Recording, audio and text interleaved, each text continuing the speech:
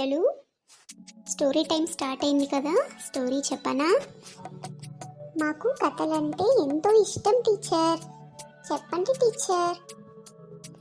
సరే వినండి మరి. ఒక ఇంట్లో ఒక చిన్న బాబు ఉండేవాడు. ఆ బాబు పేరు విన్నీ. ఆ బాబు వాళ్ళ అమ్మ దగ్గరికి వెళ్ళి, అమ్మా అమ్మా, నాకు ఒక స్పూన్ చక్కెర ఇస్తావా అమ్మా, నాకు తినాలనిపిస్తుంది అని అడుగుతాడు. చక్కెర ఎక్కువగా తినకూడదు కదా టీచర్. అవును, నేను అదే చెప్పబోతున్నాను. మీరు వినండి పిల్లలు, స్టోరీ కంటిన్యూ చేద్దాం. అయితే వాళ్ళ అమ్మకి ఆ బాబు అంటే ఎంతో ప్రేమ కదా. ఆ బాబు ఒక స్పూన్ షుగర్ అడిగేసరికి, ఒక్క స్పూనే కదా, ఇది ఒక్క స్పూనే ఇస్తాను, తర్వాత ఇంక అడగకూడదు అని వాళ్ళమ్మ ఒక చిన్న గిన్నెలో ఒక స్పూన్ షుగర్ ఇస్తుంది.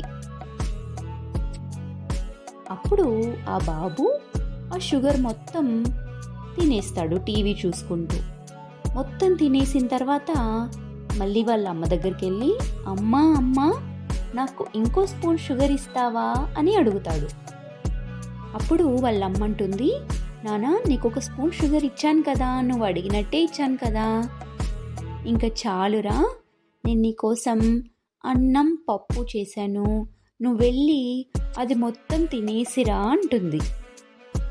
అప్పుడు ఆ బాబు, అమ్మా, నాకు అన్నం పప్పు ఇష్టం లేదమ్మా, నాకు వద్దమ్మా అంటాడు.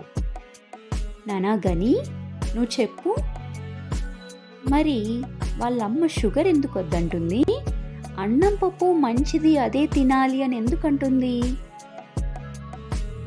టీచర్, మరి షుగర్ అంతా కార్బోహైడ్రేట్స్ కదా.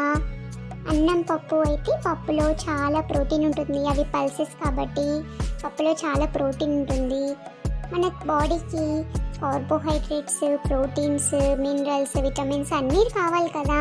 కార్బోహైడ్రేట్స్ ఒక్కటే ఎక్కువైతే బాడీలో షుగర్ ఎక్కువ అవుతుంది టీచర్. వెరీ గుడ్ కానీ, అందుకే వాళ్ళ అమ్మ అంటుంది, అన్నం పప్పు తినేసిరా, షుగర్ అంత మంచిది కాదు నాన్న, షుగర్ తినకూడదు, అన్నం పప్పు అయితే పప్పులో పల్సెస్ ఉంటాయి కాబట్టి ప్రోటీన్ వస్తుంది, నువ్వు వెళ్ళి తినేసిరా అంటుంది.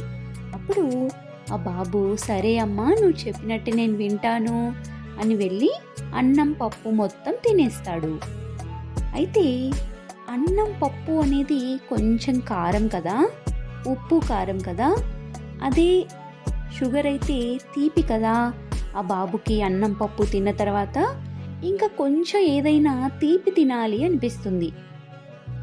అప్పుడు ఆ బాబు వాళ్ళ అమ్మని అడుగుతాడు, అమ్మ, నేను అన్నం పప్పు నువ్వు చెప్పినట్టు మొత్తం తినేశాను, నాకు ఏదైనా తీపి తినాలనిపిస్తుంది అమ్మా, నాకు ఇంకొక స్పూన్ షుగర్ ఇస్తావా అని అడుగుతాడు.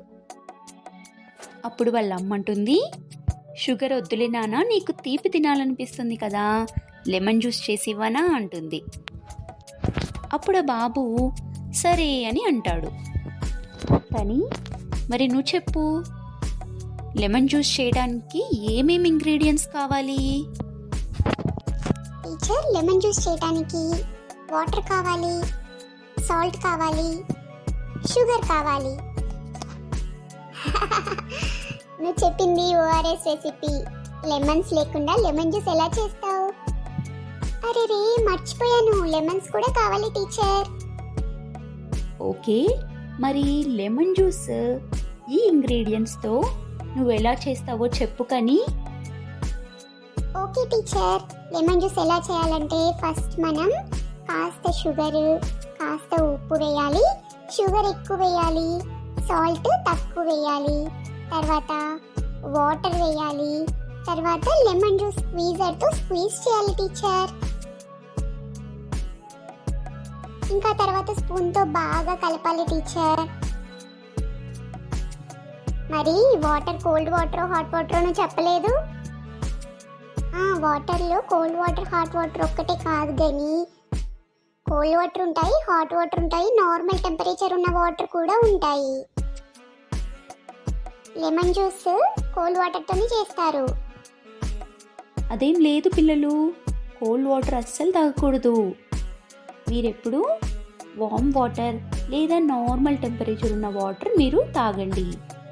నార్మల్ వాటర్తో లెమన్ జ్యూస్ చేసినా చాలా టేస్టీగా ఉంటుంది. ఓకే, కానీ చెప్పినట్టే వాళ్ళ అమ్మ కూడా లెమన్ జ్యూస్ తయారు చేసింది. అలా లెమన్ జ్యూస్ తయారు చేసినప్పుడు ఆ బాబు ఆ ప్రొసీజర్ని అబ్జర్వ్ చేశాడు. వాళ్ళ అమ్మతో ఇలా అంటాడు, అమ్మ నువ్వు నేను ఇంకో స్పూన్ షుగర్ అడిగితే ఇవ్వలేదు కదా, మరి నువ్వు ఒక స్పూన్ షుగర్ లెమన్ జ్యూస్లో వేసావే, షుగర్ తినకూడదని నువ్వే చెప్తావు కదా, కానీ లెమన్ జ్యూస్లో షుగర్ వేసావు ఎందుకమ్మా అని అడుగుతాడు. నానా, షుగర్ని మనం లెమన్ జ్యూస్లో డైల్యూట్ చేస్తున్నాం కదా, డైల్యూట్ చేసినప్పుడు షుగర్ పార్టికల్స్ అన్నీ ఫర్ యూనిట్ వాల్యూమ్ చెక్ చేసుకుంటే తక్కువగా ఉంటాయి. అదే డైరెక్ట్ షుగర్లో చూస్తే పర్ యూనిట్ వాల్యూమ్ షుగర్ ఎక్కువగా ఉంటుంది. కాబట్టి మనకి డైరెక్ట్ షుగర్ కంటే లెమన్ జ్యూసే చాలా మంచిది. అర్థమైందా పిల్లలు? మీరు కూడా వాటి నుంచి మీ ఇంట్లో మీ అమ్మని, అమ్మ నాకు షుగర్ కావాలి అని అమ్మని ఇబ్బంది పెట్టొద్దు. మీ అమ్మ నో అని చెప్తే వెంటనే అర్థం చేసుకోండి. ఓకే టీచర్, ఇంకెప్పుడు మేము మాకు షుగర్ కావాలి, అది కావాలి, ఇది కావాలి అని మేము మా అమ్మని ఇబ్బంది పెట్టము. ఎందుకంటే మా అమ్మ ఎప్పుడు మా మంచి కోసమే చెప్తుంది అని మాకు అర్థమైంది. ఓకే పిల్లలు, బాయ్.